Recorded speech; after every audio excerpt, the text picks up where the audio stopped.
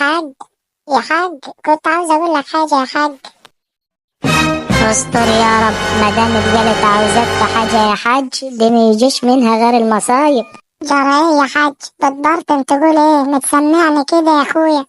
برطم بقول ايه يا حاجة؟ ده انت حبيبتي، انا اقدر اقول حاجة برضو؟ كنت عاوزة تقولي ليه بقى يا حاجة؟ كنت عاوز اقول لك يا حاج ان احنا هنبقى 3. ايه ده؟ بجد يا حاجة؟ ما انا بقول الدهن في العتاجي. انت حامل يا حبيبتي؟ ايه ده؟ معقولة؟